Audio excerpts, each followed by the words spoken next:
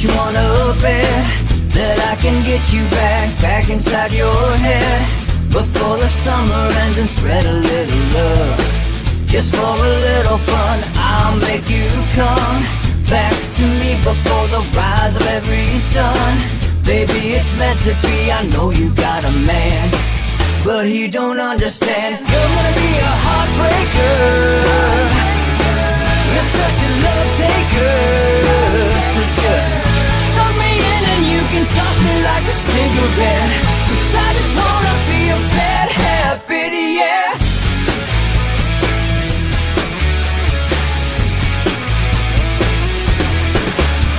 There's rhythm in our love, it's impressive, excessive. You can't make this stuff up. My chest beats, it's restless, wakes the neighbors up above. Yeah, baby, come and show me love. Baby, come and show me love. Because you're gonna be a heartbreaker. You're such a love taker. So just suck me in and you can toss me like a cigarette. 'Cause I just wanna be a bad habit, yeah.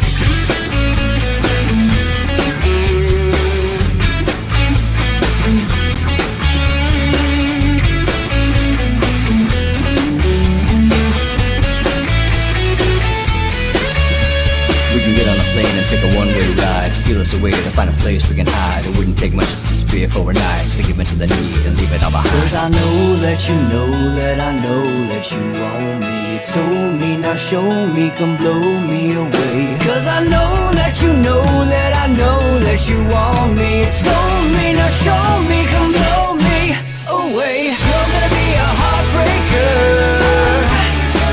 You're such a love taker. So just suck me in and you can toss me like a cigarette. 'Cause I just wanna be a bad habit, yeah. You're gonna be a heartbreaker. You're such a love taker. So just suck me in and you can toss me like a cigarette. 'Cause I just wanna be a bad habit, yeah. Suck me in and you can toss me like a cigarette. 'Cause I just wanna be a bad habit, yeah.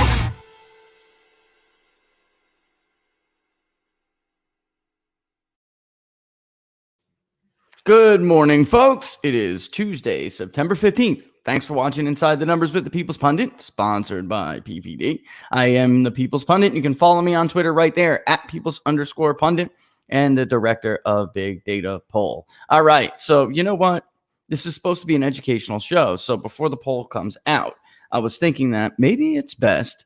And of course, I'll give you some, of course, I'm going to give you some tidbits, but maybe it's best if we discuss how this thing is done, because there is nothing like it.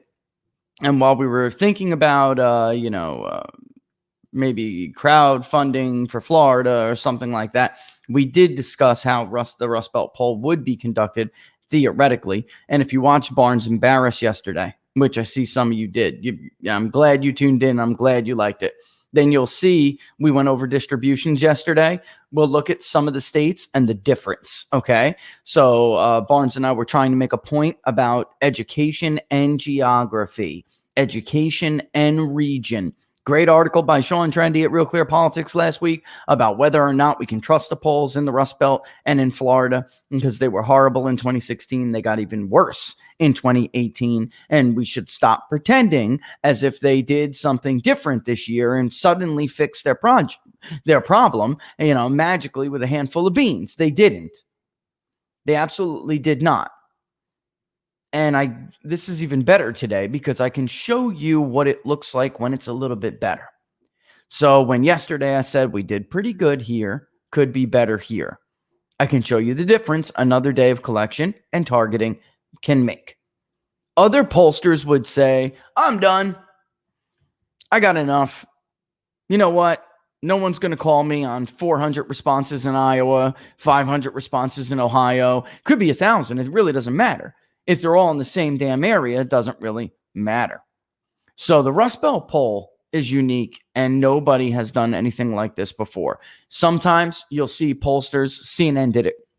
right after Joe Biden's convention or right before his convention, where they gave you a national poll and then they gave you a subsample of that national poll and said in 15 battleground states, Trump had this kind of a lead or Biden had this kind of a lead, whatever it may have been. And I think Trump was up in the CNN battleground state subsample for the first one, and then it was like tied or Biden by one in the other one. That's not really, it's the same principle and the same idea, but that's not what we're doing here. This is a completely modeled, targeted sample. It is modeled to be representative of the Rust Belt. We do not wait for party. If you wait properly for everything else, including region and education, Sean's article was great, but he only focused on waiting for education and how some pollsters like Quinnipiac and Marist refuse to do that. That's why they just continue to be wrong. But it's not just education. Some of them got the hint in 2016. And I beat my fist on the table. You were wrong because you did not wait for education and region, education and region, education and region. They took education to heart but ignored region. Why? Because it's hard. And because it costs more. Because their pollsters can't make the profit margin that they're making charging the media companies the same amount of money and getting a more representative sample. Because they do live caller. And live caller is going to skew to these metro areas. These groups are the most likely to participate in a survey to begin with. All right? Females are more likely than males to take a survey. Graduate and above are far more likely than high school and or some college and below to take a survey. This is not a secret. So the Rust Belt poll is Iowa, Michigan, Minnesota, Ohio, Wisconsin, Pennsylvania. 6 Rust Belt states where I told you this night can be, and I think we're going to have like an election week. They're priming us for that clearly. But in a normal, not third world election, this is the area of the country where things could be ended early or drug out. Florida the polling is horrible. And I am very confident Donald Trump's going to carry the state of Florida. Fundamentals are fundamentals. It's going to be very hard to beat him with those kinds of numbers with Hispanic voters. Most of those white voters, we saw this in 2018 in the polling as well. They'll herd back to him 58, 60%. They will. All right. Biden is not going to he's not going to reformulate the Bill Nelson coalition. He's not going to cobble that back together. It's not going to happen. And Donald Trump is going to win a ridiculous share of the Hispanic vote in southeastern Florida. North Carolina may be a little bit closer, although fundamentals suggest it will not be. Polling in North Carolina equally sucks. Right? So how did we design this survey? And I actually want to bust out a spreadsheet to show you, because this is what I mean by it's got to be representative. All right. In Iowa, it is 7% of the overall Rust Belt vote. All right. And how did we come up with this stuff? All right. Let's share the screen, folks. Let's be transparent. Sampling guidelines. Look, I'm showing you what I wrote for myself, basically. All right. Oh, that's a horrible background, right? Let's get that. Oh, Laura is going to join us today. All right. So this is when I started to design this, what I wanted to know was, over the last couple of election cycles, how much of the overall Rust Belt vote was Iowa? How much of the overall Rust Belt vote was Michigan? How much of the overall Rust Belt vote was Minnesota, Ohio, Pennsylvania, Wisconsin? You get this picture. This is 2016. You can see some of that. We have sampling guidelines, demographics, responses per 2,000. And what this means is, for every 2,000 responses that are collected in the Rust Belt poll, Iowa must represent at least 140 of them. Michigan must represent 400 of them. Why? Because this is the Rust Belt vote shares. All right. This is the two-party share of the vote Trump got. This is the two-party share of the vote Clinton got. We go all the way back to Mitt Romney. All right. And then there's without the two-party vote share. All right, which you can, states like Minnesota. I mean, it varies, but you get the picture. This is the way to make it representative throughout the entire region. So for every 2,000 responses, and because we're drilling down into not just states, but regions of each state, some of these states have enormous samples. And if you were watching one of the odds yesterday, I was showing you one city alone. You had an enormous sample. And Robert and I were actually rather stunned. All right. So this is how it goes. So in the end, Iowa is, and let's flip this over so I can show you, 7%, Michigan 20, Minnesota 12, Ohio represents 23, Pennsylvania represents 26. It is the largest populace, the most populous as far as votes go. All right. And Wisconsin at 12. So Minnesota and Wisconsin both at 12. Ohio being the second largest at 23. Pennsylvania at 26. Iowa and Michigan is a nice solid chunk too, 20% of the Rust Belt vote. That's its historical share and historical average. And then when we look at the voter files, how many voters are here, how many voters, well, first of all, how many voters are there eligible for real to vote in this entire region, 6 states? How many eligible voters are there? What did they live up? Who, maybe some states voted higher rates. And that's why we did bump up Minnesota, because Minnesota is almost always the highest voter participation state in the country. New Hampshire is also another one. So even though Minnesota is not 12% of the entire voter file, it was targeted at 12%. And the targets are all coming in, by the way, pretty nice and pretty solid. These are the age by exit polls. These are the age by race. These are the age by party. Why am I doing this? Because when it comes in, and then here's the voter file. Because when it comes in, and I'm going to leave those, I have to go and fill these targets in, of course. But when they're coming in, I'm looking at them and I'm saying, in Iowa, is the damn sample 25%, 18 to 29? In Michigan, our voter is 30 to 44 years old, coming in at like 30%, 35%. Because if it is, I got to adjust it, right? We have to make sure that we collect a representative sample. And then, the responses that we're getting, the participation that we're getting, if let's say distribution is solid, all of the targets and quotas are hitting, a pollster should never have to touch party. The electorate will tell you what the partisan split will be. If you try to wait for exit polls or some predetermined outlook of the electorate, well, in 2012, it was this. In 2014, it was this. In 2016, you will be wrong. Because there is never an election where the party ID is the same as it was for the preceding election, the previous election. And you can never look at a midterm election and think it will be representative of the subsequent presidential election. It doesn't happen. And you'll never find me an example where it makes sense to do that. So I am thoroughly on the don't wait for party ID train, and the electorate will tell you what it is going to look like. If you waited on the voter file in Pennsylvania in 2016, you may have come up with a Hillary +6 or Hillary +8. You didn't have a very good likely voter model, and you relied on what you thought the electorate was going to look like. And you were wrong. And it turned out to be D plus 3, maybe? Something like, it was really not that close. The projections were not that close.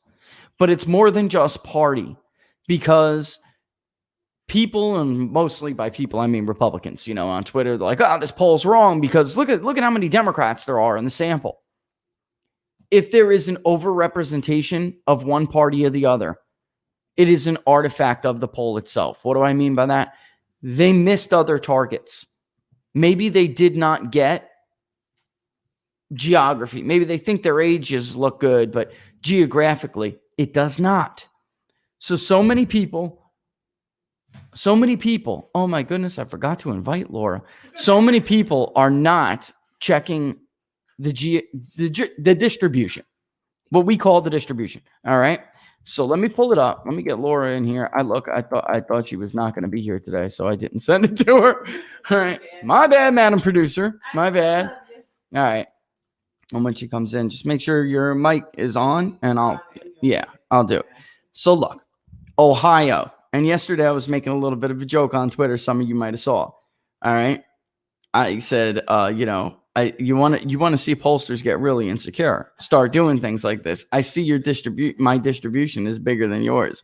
Making bigger. Like I said, bigger is better with samples. Okay, with sample sizes, bigger is definitely better. And even before yesterday's newer responses came in, which looks like about 1488 or something from yesterday. Solid. Nice. Very nice. Especially since that was what I was trying to fill in. Before that, and if you watched Barnes and I yesterday, you saw this, but I'm going to do it again to compare. This was the distribution in Ohio, okay, before yesterday. And it was running as Barnes and I were talking. This is the distribution in Ohio. You can see we did pretty well. We pretty much nailed it. In the southeastern part of the state, in 2016, right west of Parkersburg, West Virginia. That's coal country over there, but there are a lot of ancestral Democrats, coal mining Democrats. The crossover vote was tremendous there.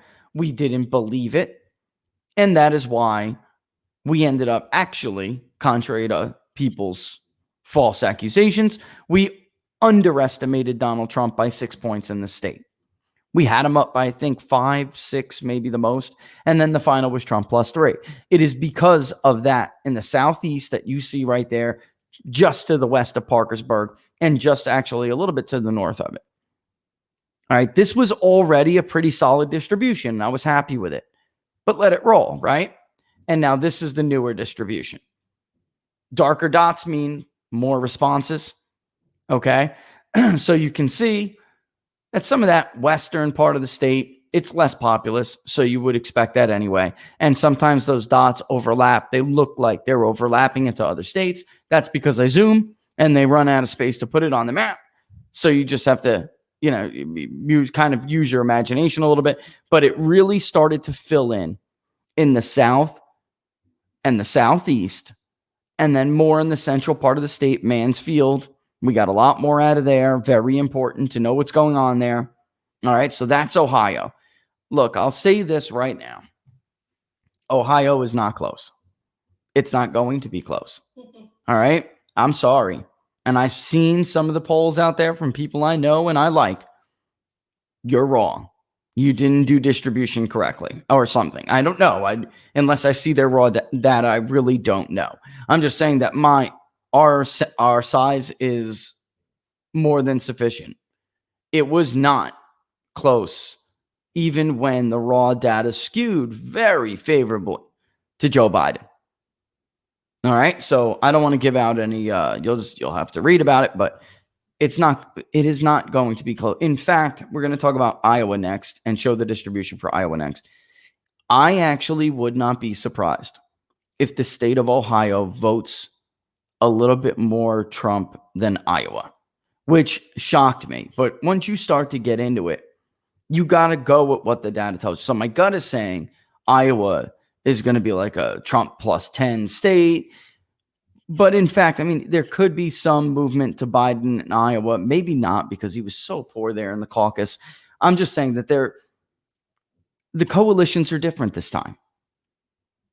And in fact, in 2018, maybe it isn't all that surprising, because in 2018, Democrats did make some gains in Iowa.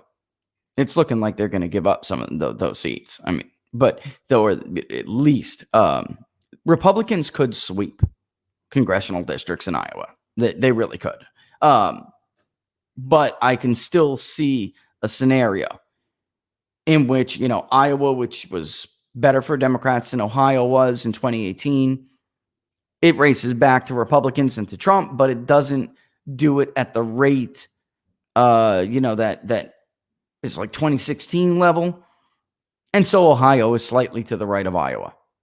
I absolutely could see it. Would be the first time in a while that we would see something like that.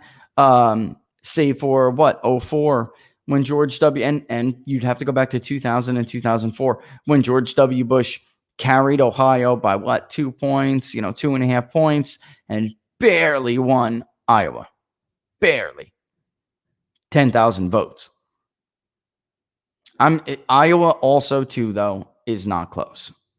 It's not. I don't know. Look, all I can say is what I am finding. I can't say what exactly everybody else is doing wrong, but I can say they're not doing this. So here, before yesterday, was the distribution for Iowa. Most pollsters would call that a day, folks.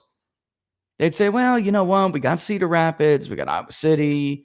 A little bit to the west of Bellevue. That's where all the people are anyway. Look, we got Ames. Des Moines right there. Doing pretty good. The south part of the state, we got 3 counties. And we got a little bit in the west. It's a little bit, it definitely painted a picture for us. But it was not quite as good as I wanted. Why? Because Iowa has the most pivot counties in 2016 of any state, not just any battleground state, any state. More counties in Iowa flipped from Barack Obama to Donald Trump than in any other state in the country. It was a clean sweep in the East. How are we supposed to know whether or not Donald Trump is going to hold those gains? If Joe Biden is making any inroads whatsoever in a crucial part of the state like that, if our distribution is not sufficient. Most would just extrapolate.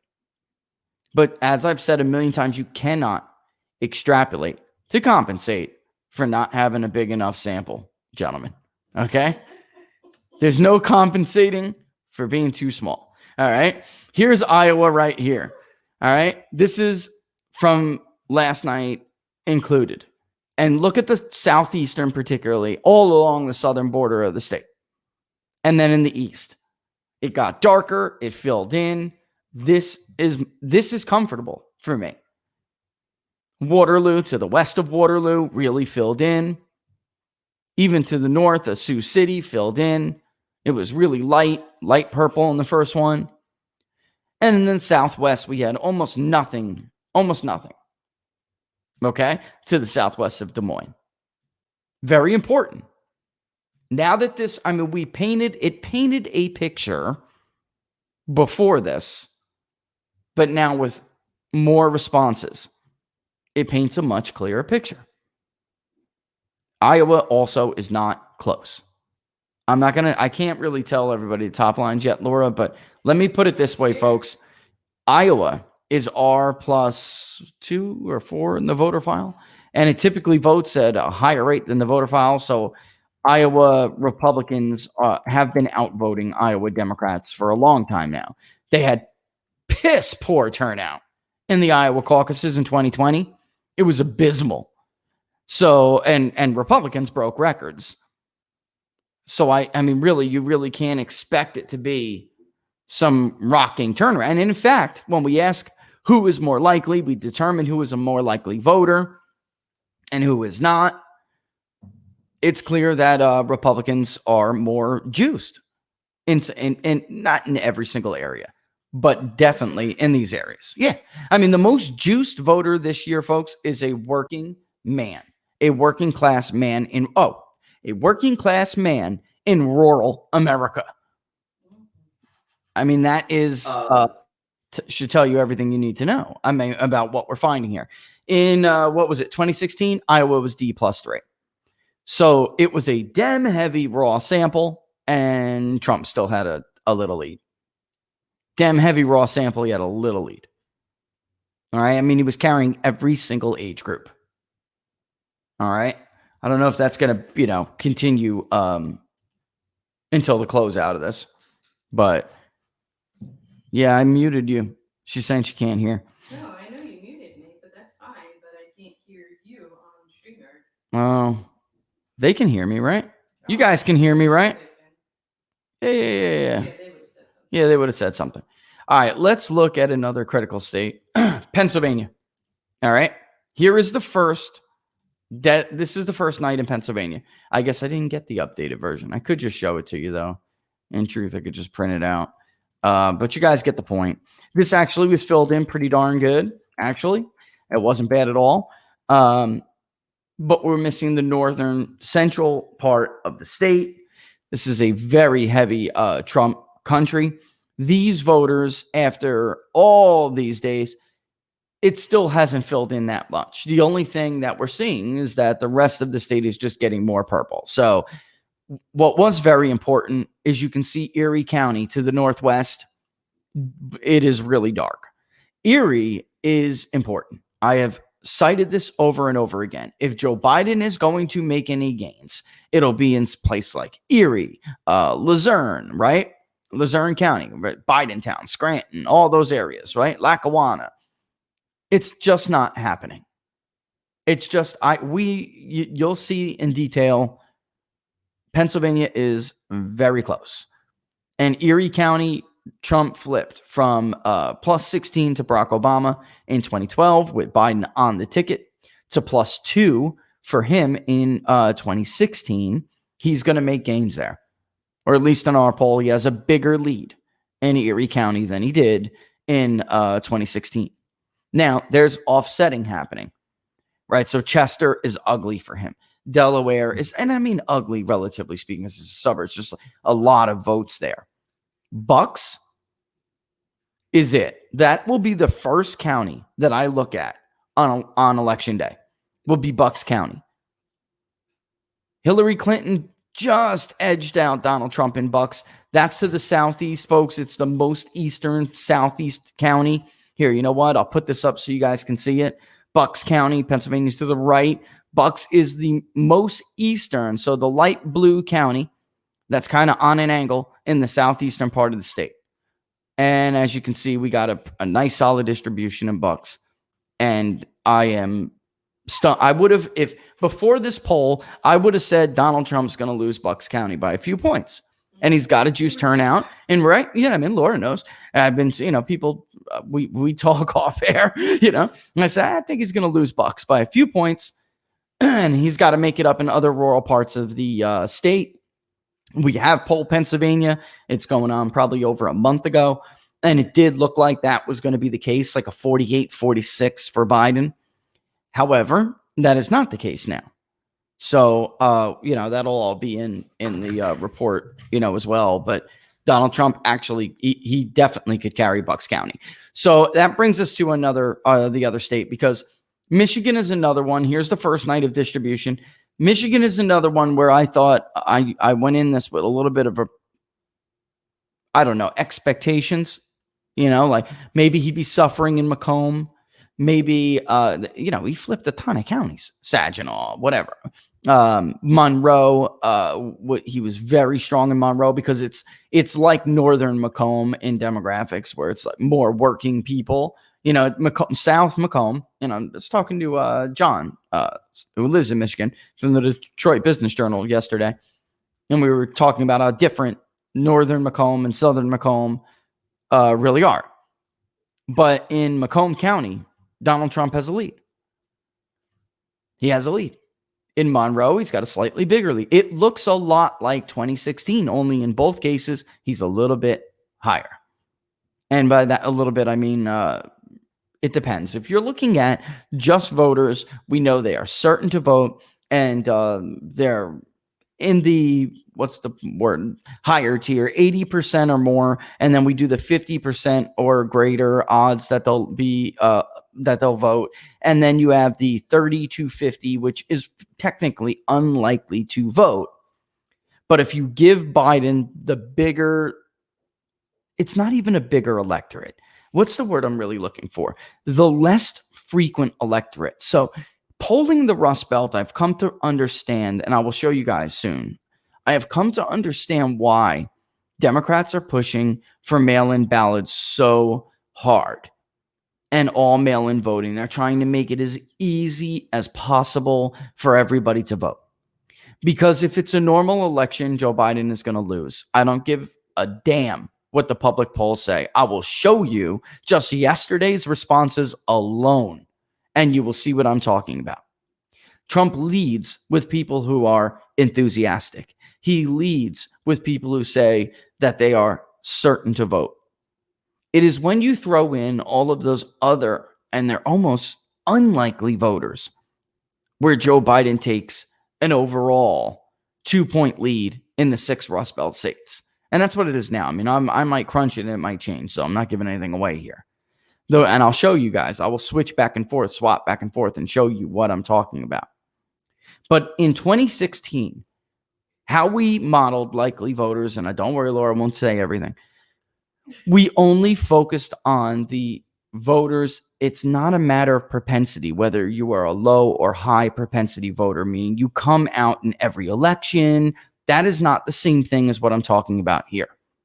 Because there were tons of voters who would be deemed, and in fact, public polls screen them out to be low propensity voters. They hadn't voted in a while. Maybe the last time they voted was for Barack Obama in 2008, and they were Trump voters.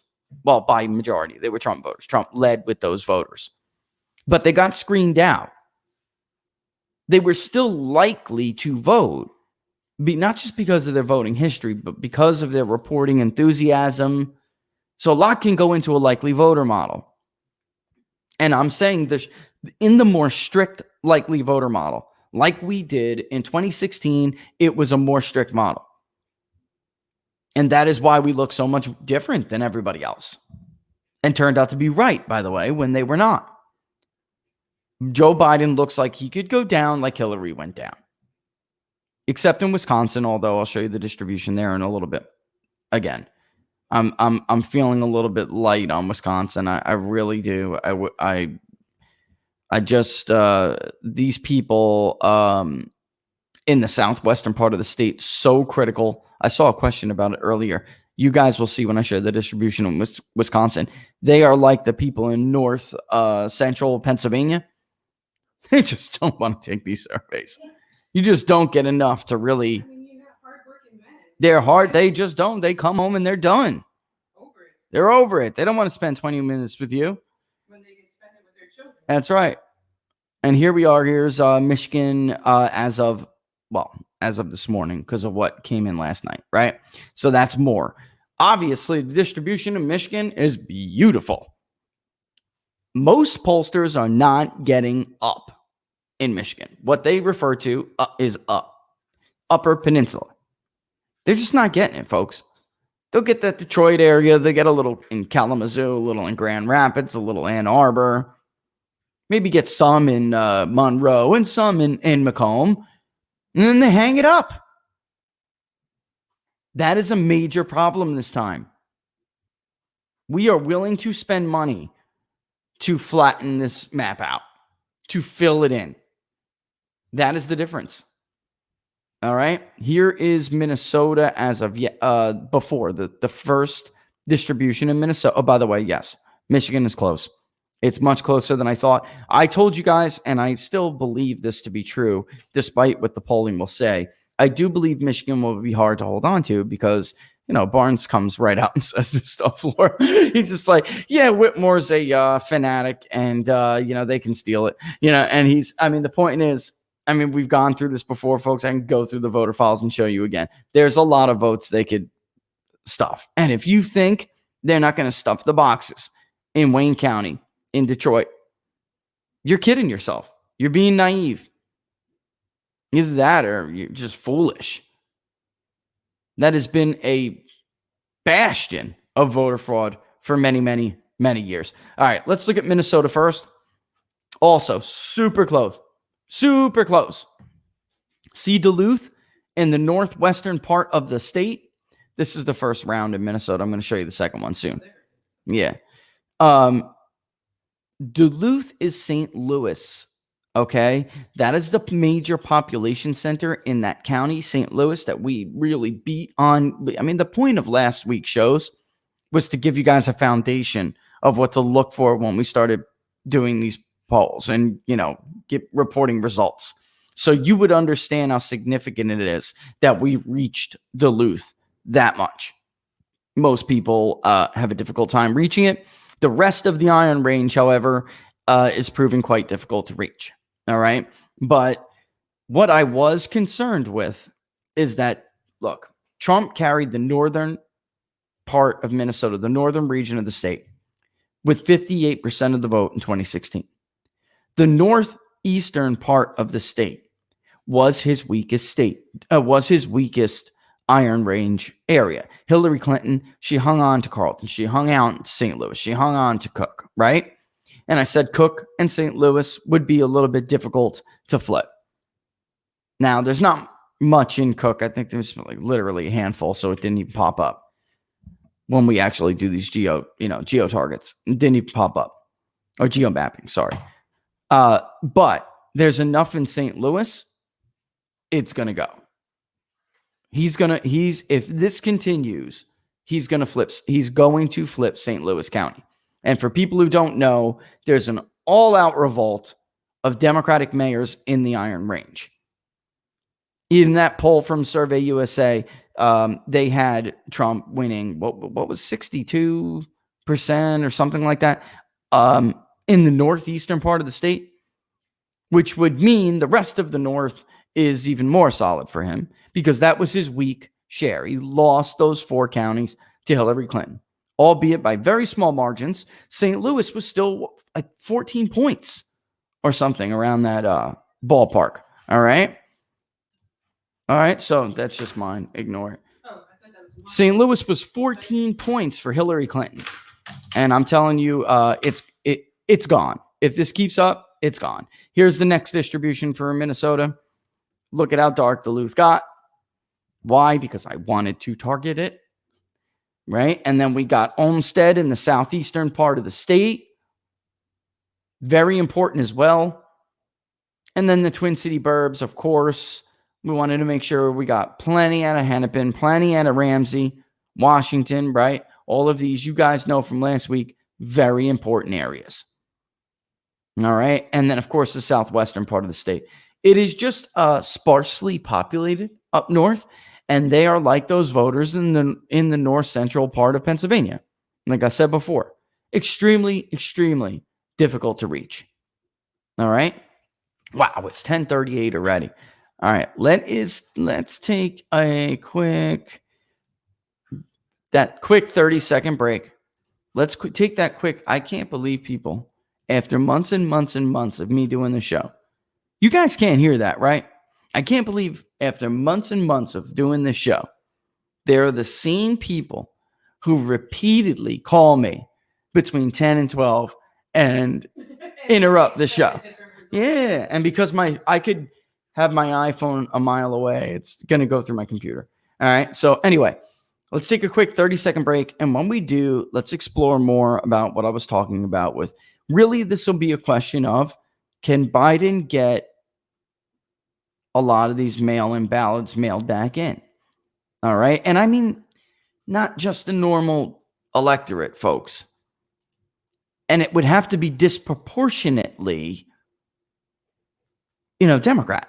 So what I mean is, even if we have a larger electorate, because, for instance, in Minnesota, those men that sat out in 2018, those working class men in Minnesota, they're going to vote. They would not vote for a Republican just to get up off the couch after they got home from work and go vote for a Republican because it's a Republican. They wouldn't. But they are definitely going to vote for Donald Trump. When I say the difference in support, there's 2 things on the flip side of this break we're going to talk about. First thing is who supports who for what reason. What is the voting motivation? Okay, for each candidate's voters. Is it for your candidate or against your candidate? And then the second thing is in the extreme enthusiasm gap, because it's huge. It's very big. And also, too, if Biden's missing those voters who are less than 50% likely to show up, then the polls are going to be very wrong, because I see what they're doing now. They're giving them to him, right? So they're giving them to him. And maybe they feel that all of these mail-in schemes that are going on, I don't really know.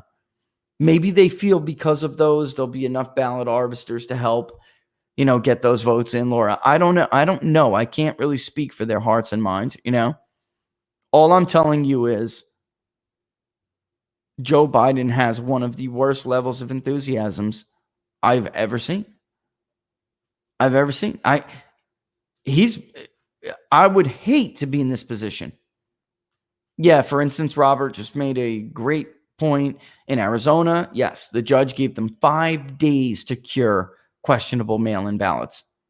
And Robert, if you read, I don't know if you got a chance to or you saw it, but if you read the report, the Arizona Republican Party, they hired a law firm to conduct an investigation into the election, what happened with McSally and Sinema, and whether or not, aside, women, female Republican voters, some of them going off the reservation, aside, right? What else might have happened? And some of this curing stuff was, there was a lot, so if you didn't get a chance to read that, you should. It was a very, very interesting report. We're not talking about a bunch of political hacks here. We're talking about lawyers who conducted an investigation, and they found some incredibly interesting stuff. So you really do have to take this into consideration. But you will see what I mean when we look at just yesterday's responses. I'll just show you yesterday. All right? And you'll see the big picture. All right? Yeah, he would. He's got to get that margin of fraud. He's got to get beyond that margin of fraud. I saw that in the corner of my eye. I mean, there are going to be. It really just depends. In Minnesota, there's some places where they can't do it that much. Like in Minnesota, Laura, participation is so high anyway that it doesn't leave a whole lot on the table. You know what I'm saying? Michigan, there's plenty. There's plenty. In Pennsylvania, we have indictments. So that did include the 2016 election. So they were ringing up, whatever you want to call it, whatever term you want, ringing up votes and ballot stuffing in wards. They're not precincts, they're wards in Pennsylvania. In the Philadelphia wards that you would be concerned about, they were ringing them up. He just beat her so badly, it wasn't enough. And that's why they wanted to recount, because they wanted to try, but the margin was too big. And actually, it is very conceivable that his margin is expanded. Talk about Pennsylvania specifically. Remind me to talk about, if we don't get to any specific state today, the one state I want to talk about is Pennsylvania. All right. To give some specifics, not top lines, but specifics. All right. Mm-hmm. So give me a 30-second break, folks, because it's almost that hour break already. So I'm just going to take the 30 seconds. We'll see you on the flip side. Don't forget to like the page on Facebook. Like People's Pundit Daily on Facebook, and don't forget to subscribe to PBD on YouTube. Hit that notification bell so you know when we're about to go live. All right? Give me 30 seconds. We'll be right back.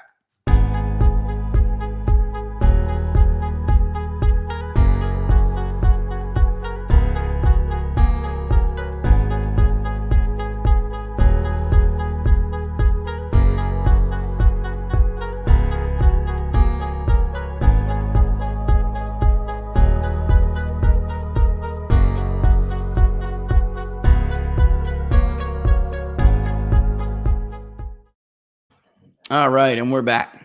You're watching Inside the Numbers while Laura's talking about birthday presents. Hey, my birthday's coming Her birthday's around the corner. Yeah, you're watching Inside the 21, right? Yeah, 21 and young, baby. I'm only going to be 25 in October. All right, so you're watching Inside the Numbers with the People's Pundit. Follow me on Twitter at People's_Pundit right there. All right, and don't forget to like the page on Facebook and subscribe on YouTube. Like I said before, the best way, of course, to support the show is to subscribe to PPD, which you can do by going to ppdnews.us/subscribe. ppdnews.us/subscribe. subscribe. That PayPal link in the bottom, that is for the Florida poll. I'm not going to get shut down by GoFundMe and have all these issues. If we raise enough, we'll do it. I mean, that's it. I mean, if not, we'll probably just wind up giving it back to you. I mean, yeah, you refund the money. Yeah. But right on the note. Oh yes, this is very important. Right in the note, Florida or Florida Battleground Poll, whatever, because despite me telling people, get some data for your dollar and subscribe to PPD if you want to support us, don't use that link. They do, because maybe they subscribe and they want to just continue to support. Write Florida in there, or else I won't know how to separate you guys out. All right. And if I will do that bare bones, I really will, because that's my state. I know it like the back of my hand, know where every vote is in the state of Florida. And I would hate to miss it this year, because I didn't get hired to conduct any polls in Florida. You spent a pretty penny. I know she's gonna. She would never let me do it again. And everything, but yeah. When I say he spent a pretty penny, he loves you guys a lot. We spent a lot of money to do that last time, and we just can't this time. Yeah, we needed it was like a public service almost, but we needed we were building a house. We just had so much going on, so really could not do that this time around. All right. So, all right, let's talk. me. Let me pull it up. This is because I got everybody in there. The amount of voters, folks, that have Biden as moderately, slightly, not at all enthusiastic is unbelievable. I mean, truly unbelievable. A ridiculous amount of voters compared to Trump's, who say they are extremely or very enthusiastic. All right. Let's look at last night, for instance. And this, again, is not really weighted yet. It's not.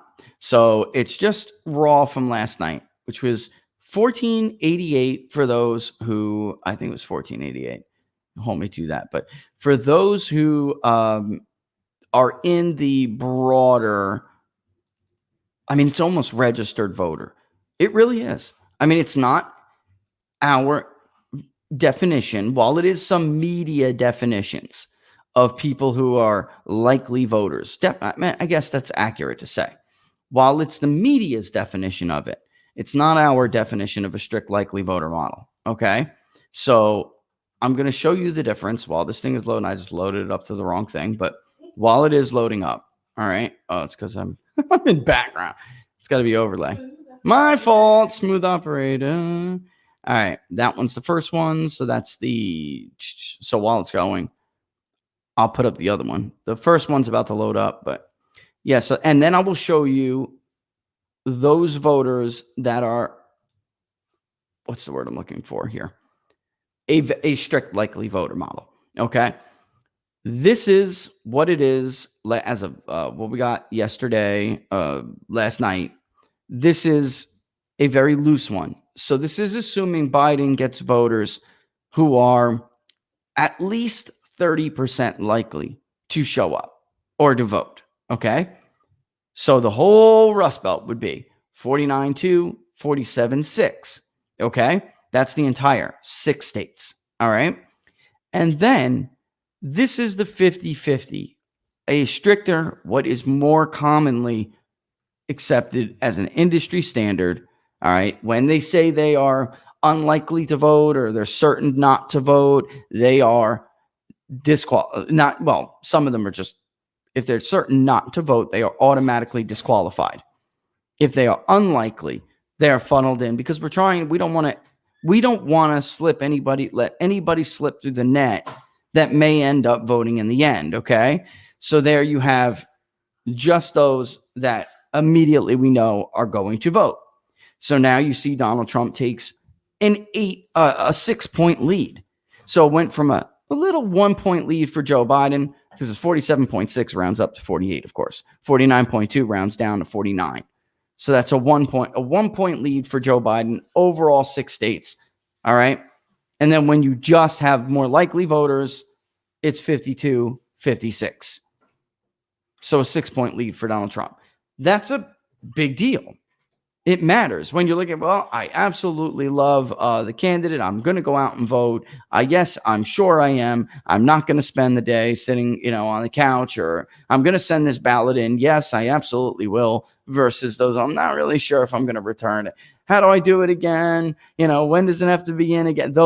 He needs those voters. He absolutely does. For context, folks, in 2016, Donald Trump won there's the two-party vote share, and then there is the together. All right, where are we? Overall, in total, Trump got, of the total vote, he got 48.5. Hillary Clinton got 48.6. Of the two-party vote, oh, no, I'm sorry. I just screwed that up. Total vote shares, meaning third-party candidates. Trump, 48.5. Clinton, 45.9. So about a 2-point lead for Trump in the Rust Belt in 2016 in total votes. When you just count two-party, that lead expands to almost 3 points, but it's 51.4 to 48.6. All right. That's to compare. Why am I saying this? Because, and that'll be part of the report in the Rust Belt poll. This is what his vote share was in 2016 if you're just looking at the two-party vote. This is what his vote share was when you look at third-party candidates on ballots. And yes, I did see what Wisconsin was doing. They tried to block her when the poll was already running. So it is what it is. But they would, it's still obviously relevant. In the end, if the third-party candidates just aren't getting the vote shares that they got in 2016. So in the end, whoever carries this region in the country, it's going to look more like that two-party vote number that we were just breaking down for you, from 2016. Either way, if Clinton lost it by 2 or 1.5, depending on which gauge, 2.5 to 1.5, and Biden is up by 2, then that's Biden's path to victory. But again, he needs voters that are less than 50% likely to come out. And he needs a lot of them. He would need a lot of them to hold Trump off in, look, like I said before, I know what some other polls say. Iowa and Ohio are not close. They are not close. Biden's got to hold Minnesota. He's got to hold Michigan. He's got to hold Wisconsin, or take back Wisconsin. Take back Michigan. But Trump, and I keep hearing the media say this, and they're wrong. They're like, Trump needs to pull a straight flush.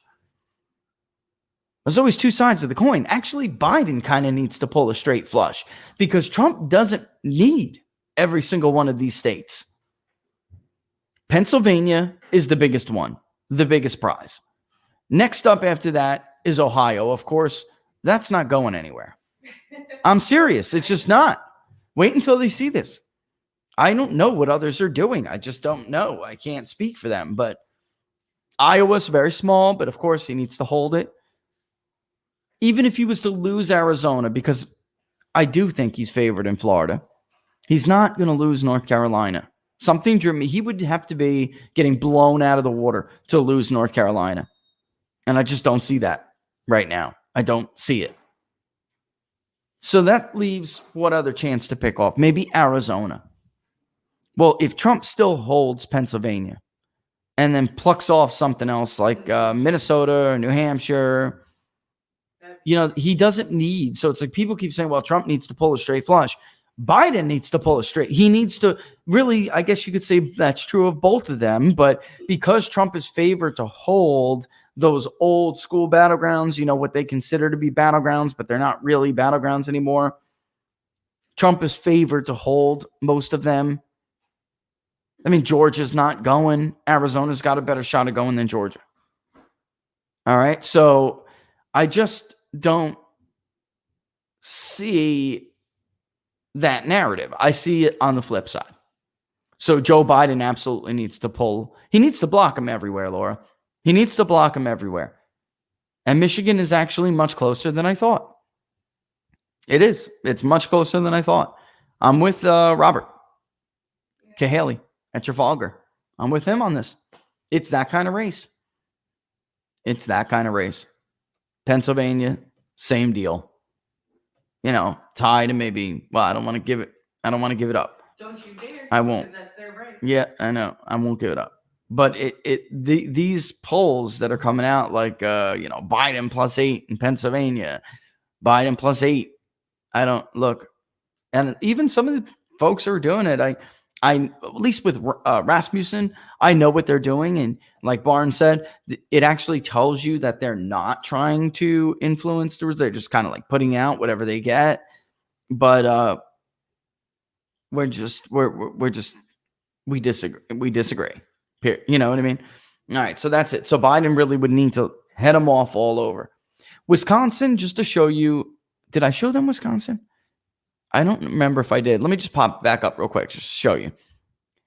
This would be fine. And you got to at least hand it to Marquette Law, who puts out the poll, Marquette University.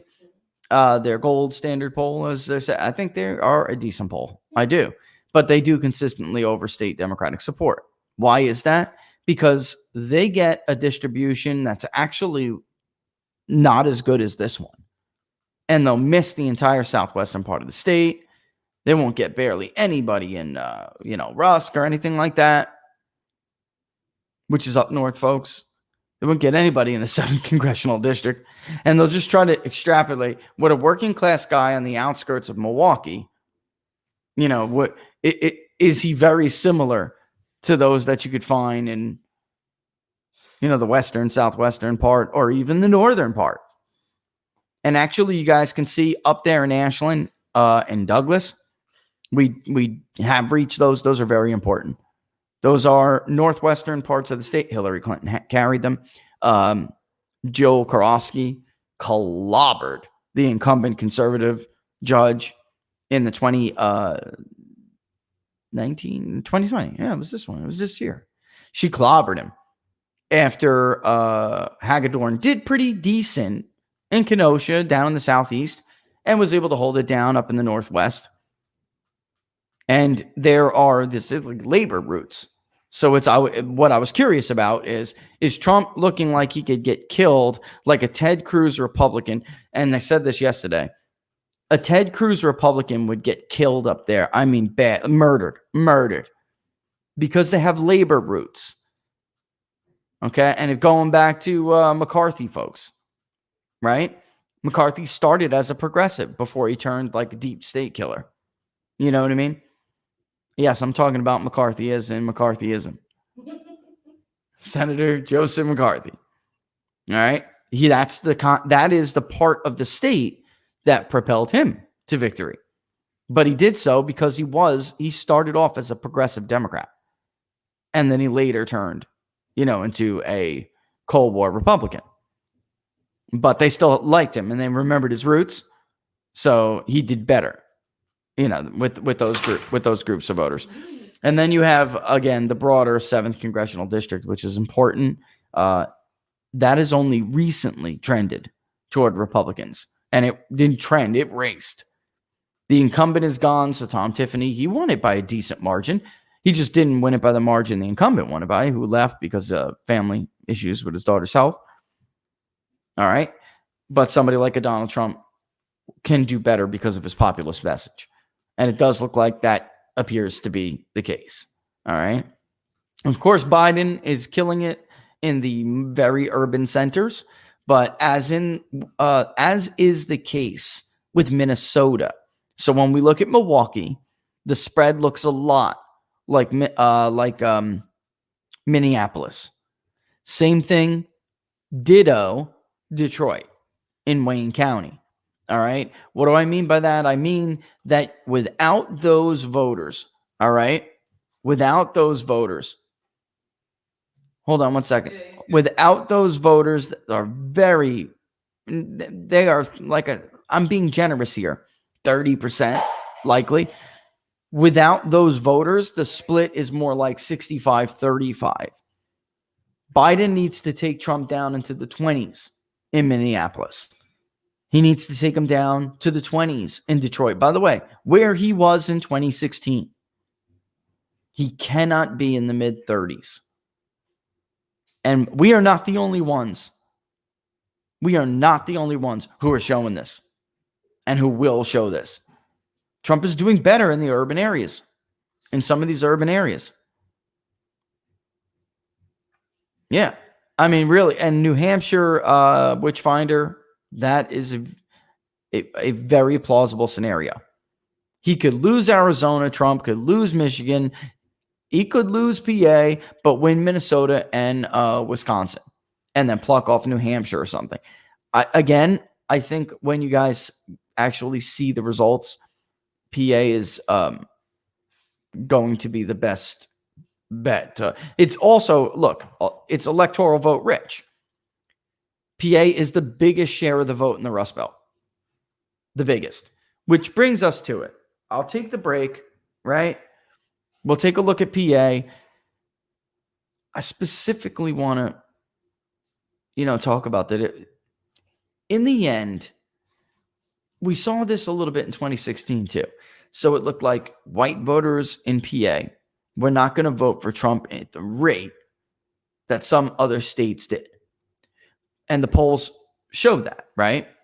And it was a closer gap. But in the end, it really wasn't,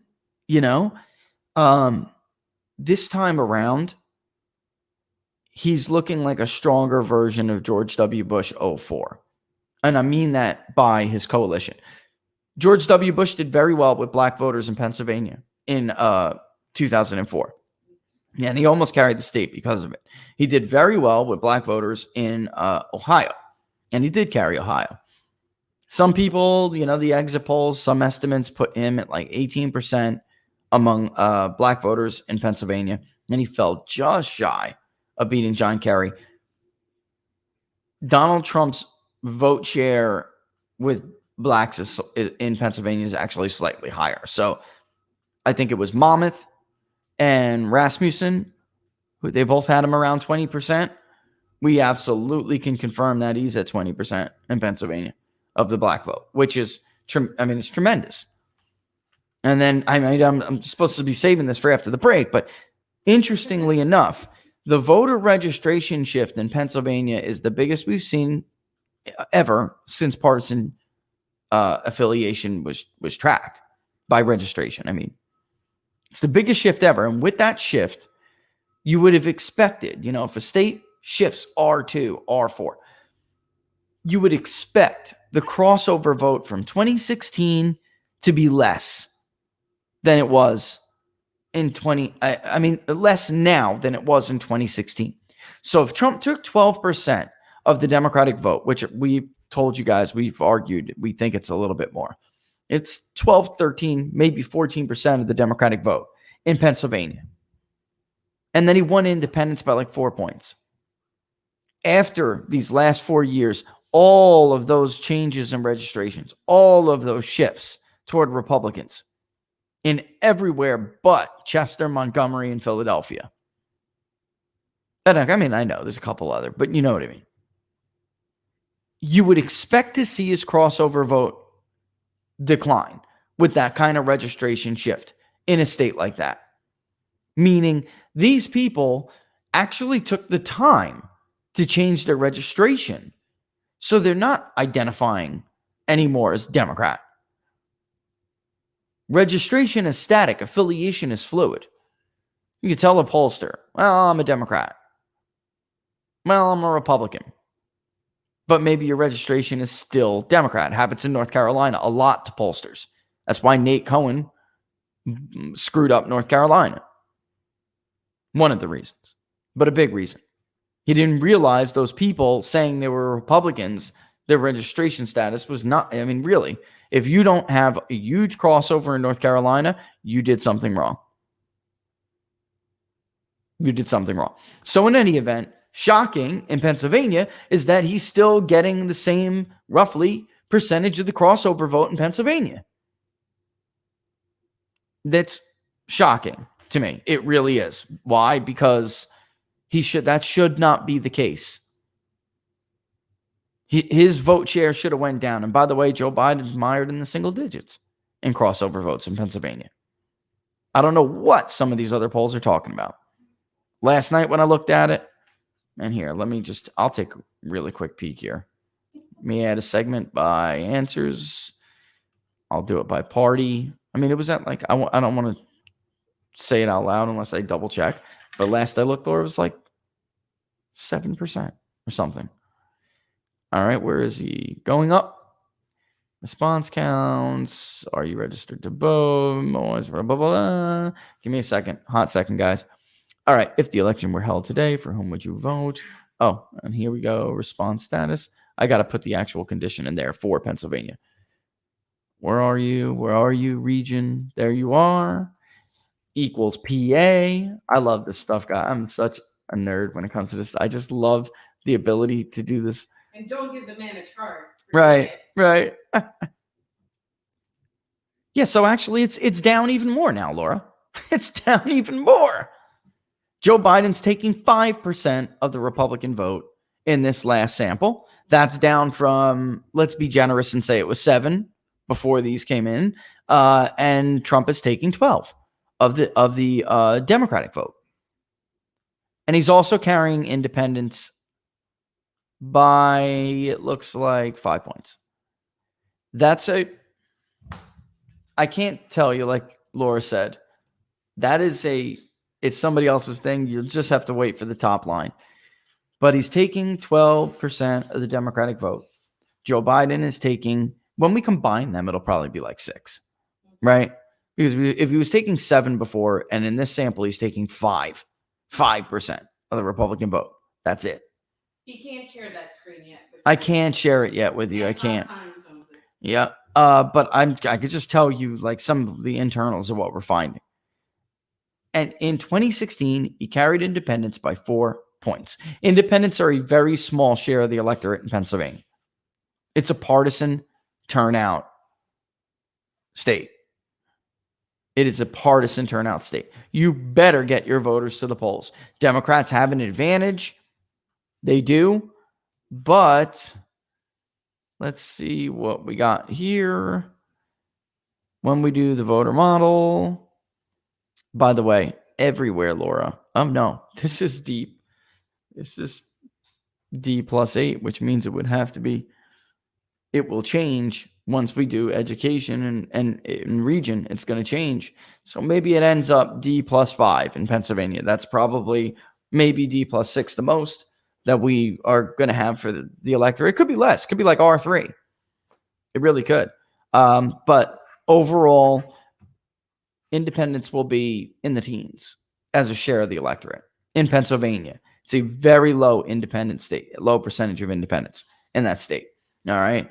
But my point being is, folks, he's carrying independents by a little bit, roughly 2016. He's getting the same share of the Democratic vote that he got in 2016, but there are less of them. All right. And let me look. What did Clinton take in Pennsylvania of the Republican vote? I think it's supposed to be like 8%. I think it's 8, right? Something like that. Biden's at 5 in this last one. Yesterday he was at 7 or something. So, really. Yeah. Okay. So it says Hillary took 9% of the Republican vote. Trump took 11% of the Democratic vote. I just don't believe that. I mean, if you do the numbers, folks, it doesn't make sense. And then they're saying that Trump won independents by 7. So again, I mean, it's looking when you really do it, but their independent is share of the electorate is 20%. It will not be. And the exit polls are just wrong sometimes. It'll be probably closer to 18, even possibly as low as like 14. It's a partisan turnout. It really is. They probably pack some of those Democrats who didn't like Clinton. They probably packed some of them in that independent. So when they were asked, what are you? They said independent because they voted for Trump, even though they're Democrats and they didn't like Hillary Clinton. Very, very possible that that's what happened.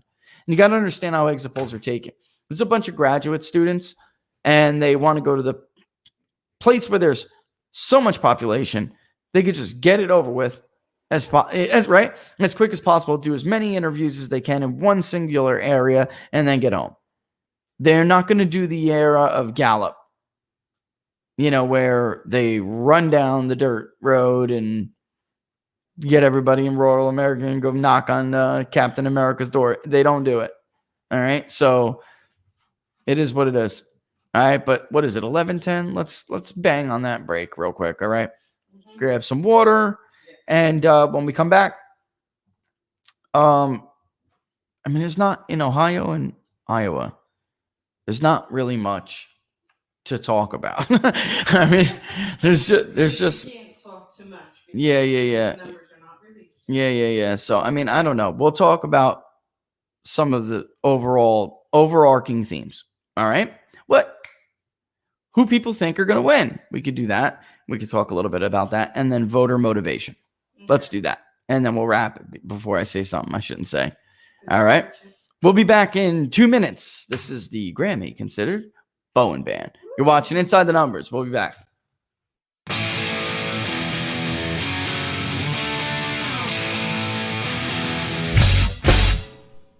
How much you wanna bet that I can get you back inside your head before the summer ends and spread a little love.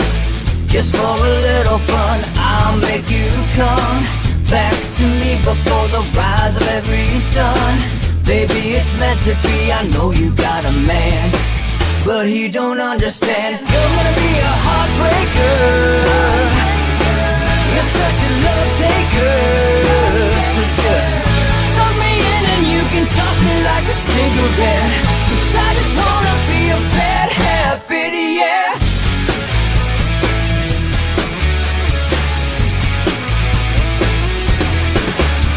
There's rhythm in our love, it's impressive, excessive. You can't make this stuff up. My chest beats, it's restless, wakes the neighbors up above. Yeah, baby, come and show me love. Baby, come and show me love. Because you're gonna be a heartbreaker. You're such a love taker. So just suck me in and you can toss me like a cigarette. 'Cause I just wanna be a bad habit, yeah.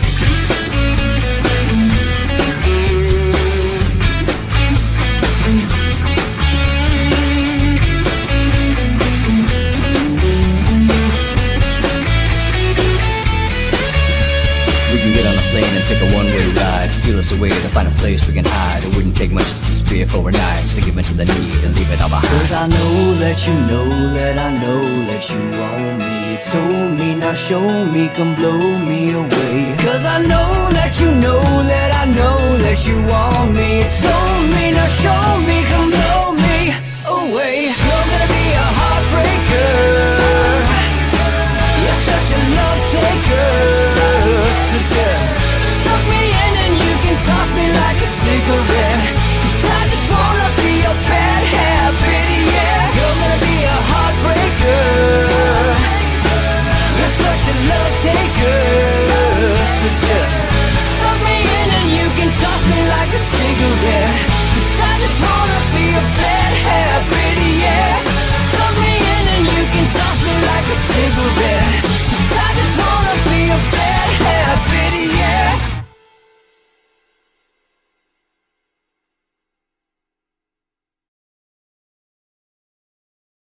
And we're back. All right. That was a quick break. It's 11:14, almost 11:15. You're watching Inside the Numbers with the People's Pundit. Follow me on Twitter right there at People's_Pundit. All right. Sponsored by PBD. All right. With the director of Big Data Poll. All right. So here we go. Data poll, whatever you want to call it. Doesn't matter. So we're back to the overall arcing themes here. The difference between voters who say they are voting for Donald Trump because they're voting for their candidate versus those who say they're voting for Joe Biden, all right, is enormous. If you just take, for instance, extremely enthusiastic voters and you ask them, is this a vote for your candidate or a vote against the opponent? 90+% of Trump's voters will tell you they're voting for him, while 6 in 10 will tell you Biden. Or a little over, maybe 2/3. Not even actually. It's like 63 or something.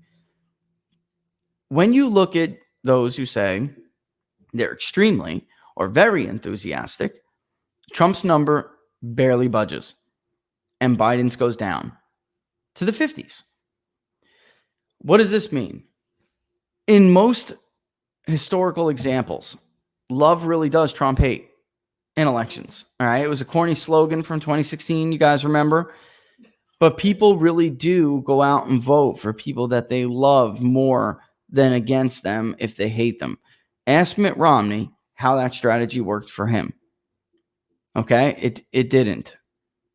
Ask Walter Mondale how that strategy worked for him. It didn't. And the examples are numerous. Same thing, John Kerry, circa 04. And in the end, Bush's evangelical base put him over the edge in Iowa. They put him over in Ohio. People liked George Bush more than they were voting against him in Florida. So we won by 4.5 points instead of 500 and plus votes. All right. So, yeah, I'm not saying Wisconsin can't be one. I'm just saying that it looks to be one of Trump's more difficult states, but it is also one of the more difficult ones to poll, to reach a lot of people in. In Michigan, feel really good about the distribution so far. And this poll will be out maybe even later tonight. It's on them. Maybe Michigan, Ohio, that was a great distribution. Minnesota took a little bit, but we plugged away at it. Iowa took a little bit. We plugged away at it. North central Pennsylvania and southwestern Wisconsin, and then the northern part of Wisconsin were a little bit difficult, and we keep hammering. But in the end, that's basically where we're at. All right. So I am going to do what? Let's do like 13 minutes of some other in the news stuff. And then I got to get back to the polling here. Yeah. Well, there's something I want to talk about. There's something I wanted to talk about that we didn't because we had Barnes yesterday. Wall Street donations. The trend in Wall Street donations is a big deal. All right. And then there's some economic news that was pretty good today, but that can wait. We're talking about politics. Let's stick to politics. All right. If you guys are PPD subscribers, then you know that we've been tracking donations from Wall Street. And when I say Wall Street, I mean the securities and investment industry. All right. And there is the broader finance sector, et cetera, et cetera. In the era, and I'm going to show you the chart soon, in the era of Trump, and Wall Street always hedges. They love to hedge. But in the era of Trump, Wall Street has really begun to shift significantly to Democrats. In 2016, they still gave a little bit more to Republican congressional candidates because that is indicative of the party itself was still like the Paul Ryan party, the Mitt Romney party. It was still just that Wall Street, K Street brand, that big business brand of the Republican Party. And then at the presidential level, of course, we all know they gave to Hillary Clinton overwhelmingly. The question was moving forward, was that going to continue, right? So in the era of Trump in 2018, who did they give to? And then who are they giving to now? Again, all right? So let's just read this out. So Wall Street donations continue funding Democrats, solidifying a trend. Despite hedging, Democrats are now the party of Wall Street in the Trump era. Republicans are no longer, this is a huge story, considering if you grew up in the time period that I did and came up in politics in the time period that I did, you grew up and you came into the business with the Republican Party being the party of Wall Street and big business, right? That is not the case. Now, while the bigwigs on Wall Street were always liberal, and that's been true for a very long time, like the overall industry did give more to Republicans. That is over. Wall Street donations have shifted significantly over the last two cycles. While the securities and finance industry still hedges on campaign contributions, Democrats have decidedly become the party of Wall Street in the era of Donald Trump. The Republican Party, long branded as the party of big business, is no longer the top recipient of campaign contributions from Wall Street. In 2018, The industry donated more to Democrats than Republicans for the first time in a decade. In 2018, Democratic candidates and political action committees received $66,671,595 in Wall Street campaign contributions, or roughly 62% of the total, almost $108 million donated. Republicans received $40 million and a half, roughly $40.5 million, or about 37.7% in the total donations from the securities and finance industry. And that is, in this business, what we mean by Wall Street donations. So when people say Wall Street donations, they mean the security and finance industry. Here is the chart dating all the way back to 1990. All right. You can see actually through most of the 90s, that brand of being the party of big business in Wall Street was not really fair. It really was not. Okay. You can see that Wall Street gave, both parties money. The numbers go up over time, in part because the spending on campaigns has become ludicrous, as you all know. But in 2004, Democrats got a lot more money than Republicans did from Wall Street. All right. It tightened again in 2006. Democrats had a good year, even though Republicans made up some ground with this industry getting money, right? Democrats always outraise Republicans, by the way. It's just a matter of where it comes from all the time. Then during TARP, right? We had the election in 2008 after the TARP bailout, right? Democrats got a lot more money, over $61 million compared to $43 million for Republicans. All right. That in 2018, by the way, that disparity that we were just talking about in 2018, that was the largest disparity between the parties for a midterm election cycle over the 30-year period, researched by PPD.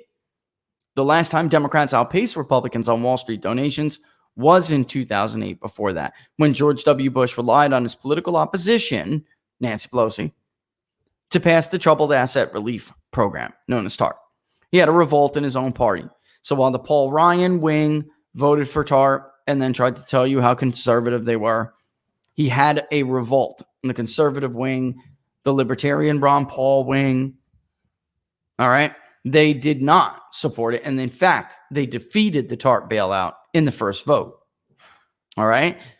The data compiled by the Center for Responsive Politics cover Wall Street donations dating from 1990 to 2020, released by the Federal Election Commission as of Friday, August 21st, 2020.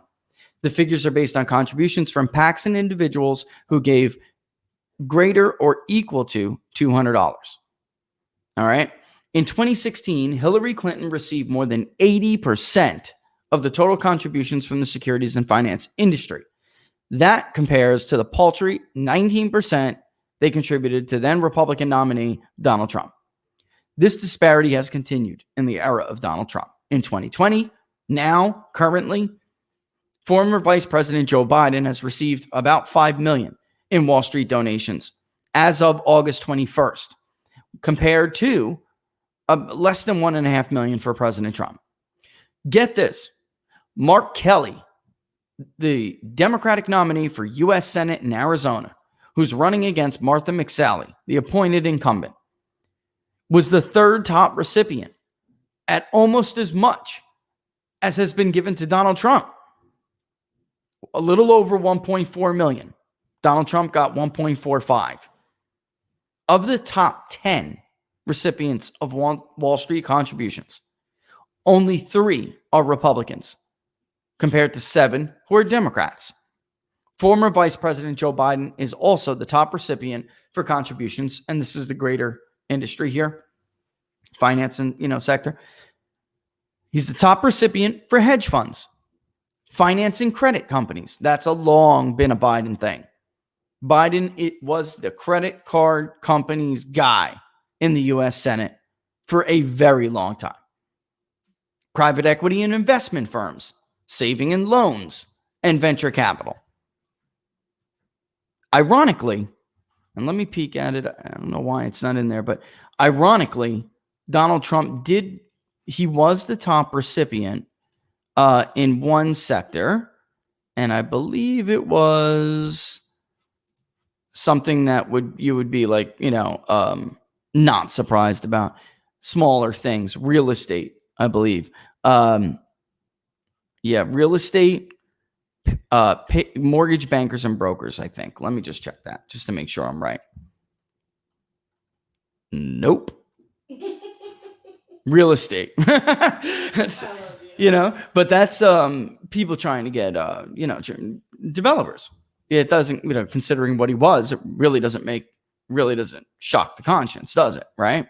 So this is on PPD. You guys can go look at the numbers if you want. One more thing while I have it up here that I'd like to check out real quick, which it should be I think it's the top story right now. It is not. Empire State Manufacturing. All right. I want to look at this real quick before we bug out. So this survey rebounded strongly in September. It nearly tripled the forecast. Manufacturing firms in the second district, very optimistic about the future. Capital expenditures, the index hit a multi-month high. The Federal Reserve Bank of New York Empire State Manufacturing Survey rebounded strongly in September, nearly tripling the consensus forecast.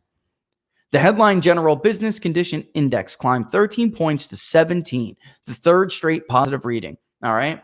Two reasons why this is important. One, the forecast range. The headline index ranged from a low of 2 to a high of 15. So at 17, it came in 2 points above the high end of the forecast range. The consensus was just 6.5. So this is a big beat. But secondly, this was one of the weaker manufacturing surveys, regional Fed manufacturing surveys that we have seen. So we have the Richmond, we got the Dallas, we have the Philly, we got the New York. Because of Cuomo's strict lockdown, this index struggled to keep pace with the rest. It had some good readings, it had some bad readings. It has pulled back when others have not. So this idea of how long can they keep COVID an excuse to hurt economic growth? How long can they keep this in the news to help Joe Biden win an election? Apparently, manufacturing firms in the second district are getting over it. All right. Here's our trusty little graph, which we all love so much, right? Looks like a V, just kind of a flattened one. You can see how it cratered during the pandemic. All right. Completely cratered, 21.5 negative, all the way down to negative 78.2. That was an absolute record. It did jump back up to negative 48.5. And then eventually in June, it got positive. By June, the Philadelphia Fed was already back in double digits, I believe, right? And the Texas one looks strong. It's strong. But then, you see some pullbacks to 3.7 in August, and then it jumped up again. So these are volatile surveys. They are. They can be very volatile. But the trend was pretty clear with this one. It was struggling to recover at the pace that the Philadelphia Fed one did, for instance. And I think I may even have something to compare that to you with. I do not. All right. But the Philadelphia Fed index will oh, yeah, here it is. Nope, that's average hourly earnings. All right. But that one will be out this week because the Empire State is always the first one to be released. Then the Philadelphia Fed follows, and then the Dallas and Richmond. All right. 40% of respondents reported conditions had improved over the month, while 23% reported that conditions had worsened. The new orders index rose 9 points to 7.1, and the shipment index rose by 7 points to 14.1. That suggests a significant increase in shipments. That's good news, especially with the new orders index rising.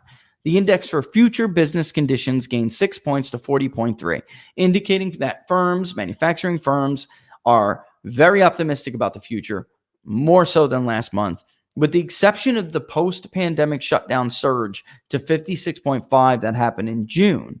That's the highest level for the expectation index since it was at 43.1 in March of 2018. All right, so we saw the Manufacturing Business Outlook Survey, which is the Philadelphia Fed's.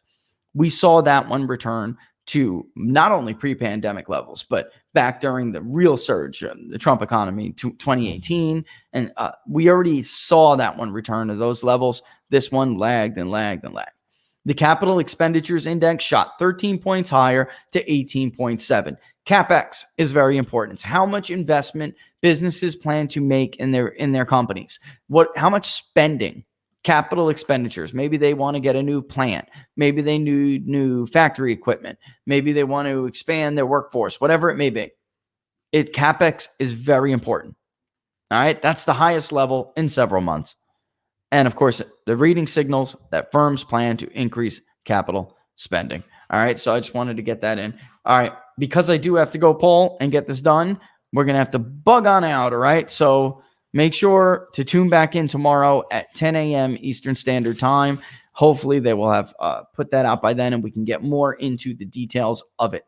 All right. But somebody did ask where can they access the polls that right. we're doing. So. Okay. So during the shows, they'll do articles on the Epoch Times, and that'll be behind their paywall. There's a page for every poll that tells you here are the crosstabs. Here is what is called the APOR Transparency Initiative Checklist. That is the American Association of Public Opinion Research. If you guys are watchers, you know what the Transparency Initiative is.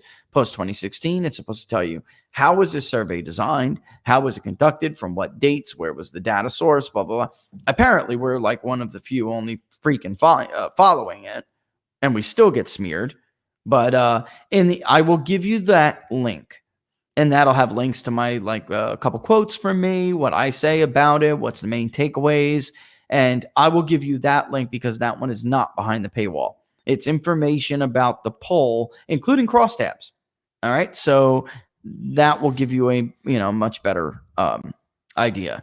So yeah, the stories themselves are behind the paywall, but at the Epoch Times. But that one page I will share with you guys so you can see everything you can about the poll. All right, sound fair enough? All right, so don't forget to like the page on Facebook, folks. We're doing pretty good with that. We're inching ever higher, right? I know your Facebook users. Mosey on over to Facebook and like the page, People's Pundit Daily. A lot of people are following it. That's, I guess, all right, but we really need likes. Like the page on Facebook. And don't forget, of course, to subscribe on YouTube and hit that notification bell. It'll let you know when we're about to go live. All right, same thing with Facebook, by the way. When we go, because it streams to Facebook Live. If you like the page, it will tell you. And of course, the best way to support the show is to become a subscriber. And you can do that by going to ppdnews.us/subscribe. ppdnews.us/subscribe. If you are going to give for the Florida poll, in that little PayPal thing below, on your note, make sure you cite it. Because if we don't meet the target, I'm going to issue refunds to all of the people who gave for Florida. If you didn't, I'm going to assume you're one of the people who just give to the PayPal as extra support. But like I said, I'd much rather you get some data for your dollar and go subscribe to PPD. ppdnews.us/subscribe. But because there are people who are very generous and we love them for it, they are subscribers and they still want to support, so they'll go to that PayPal link anyway. Point is, if you're doing it for the Florida poll, make sure you type Florida in there, because if we don't hit the benchmark, I'm going to issue refunds. But I won't know that you were a Florida donation unless you write it when you go to give. All right? It'll give you a space to do it. All right. All right, Laura sent the Kamala thing. We can laugh about that a little bit more tomorrow, okay? Yeah, that sounds good to me. All right, folks, we're going to kick rocks, all right? Don't forget, subscribe, like, subscribe. Subscribe, like, subscribe. We'll go over more about the Rust Belt tomorrow, okay? All the best, folks. Thanks for watching Inside the Numbers. 10 a.m. Eastern Standard Time tomorrow.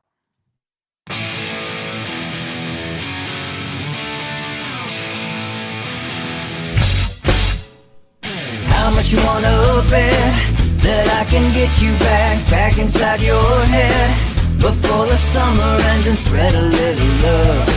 Just for a little fun, I'll make you come back to me before the rise of every sun. Baby, it's meant to be. I know you got a man, but he don't understand. You're gonna be a heartbreaker. You're such a love taker. So just suck me in and you can toss me like a cigarette. 'Cause I just wanna be a bad habit, yeah.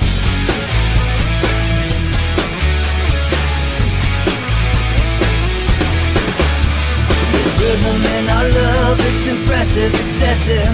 You can't make this stuff up. My chest beats, it's restless, wakes the neighbors up above.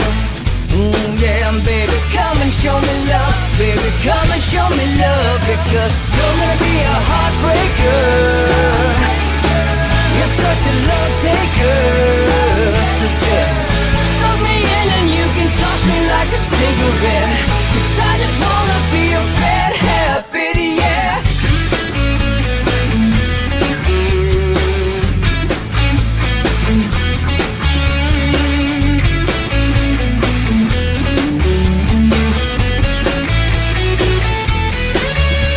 We can get on a plane and take a one-way ride. Steal us away to find a place we can hide. It wouldn't take much to spear for knives to give into the need and leave it all behind. 'Cause I know that you know that I know that you want me. You told me, now show me, come blow me away. 'Cause I know that you know that I know that you want me. You told me, now show me.